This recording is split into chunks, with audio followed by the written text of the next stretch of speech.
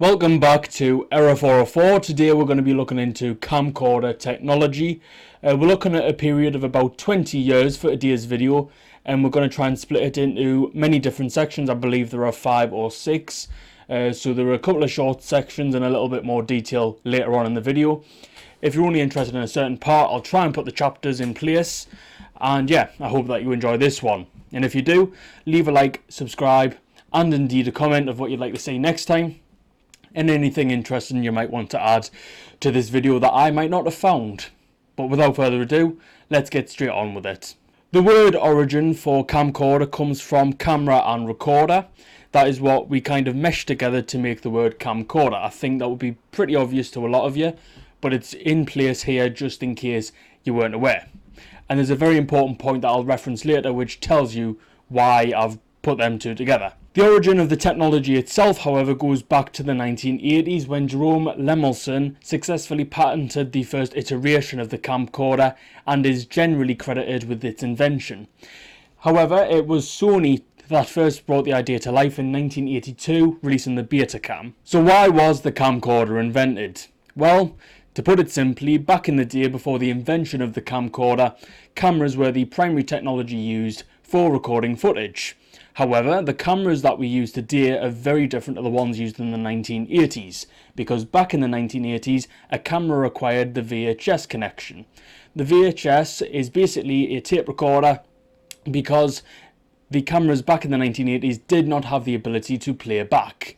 This is mostly because they didn't have a screen to be able to display the footage, but also they didn't have the capability or the bandwidth to be able to put up with an extra function.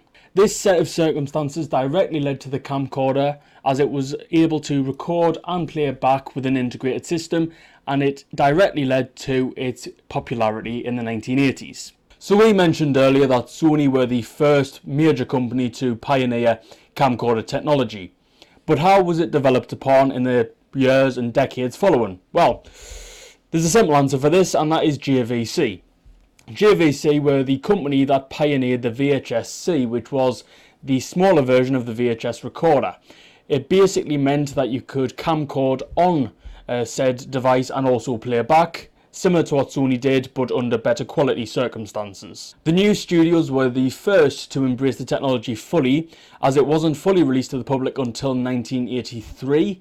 The reason why the new studios embraced this technology is because it allowed for recording and then in-studio editing to basically happen simultaneously.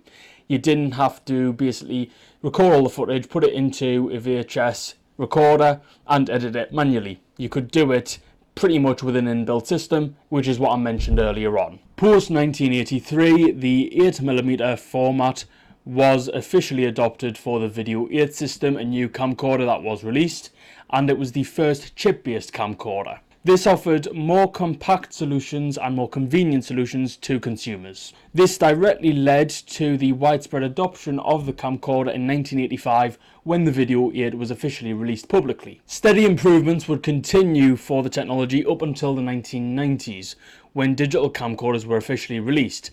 This would kind of be the last iteration of camcorders, as the technology was taken as far as it realistically could have been taken. Unfortunately, in the 2000s, smartphones became the most convenient technology and largely pushed camcorders to the wayside, largely owing down to the release of several Android phones and the release of the first iPhone in 2007. Luckily, like vinyl and Polaroid cameras, camcorders hold a certain level of nostalgia for many consumers, which is why the industry is still afloat today, albeit it isn't the juggernaut of the industry and the peak or the pinnacle of the industry like it once was. Anyway, that pretty much concludes today's video. If you did enjoy, leave a like and subscribe and all of that down below. I'd be very interested to hear your thoughts on this video. If you did, as I said, leave a like, subscribe, all of that down below. Until next time though, I'll see you later and goodbye for now.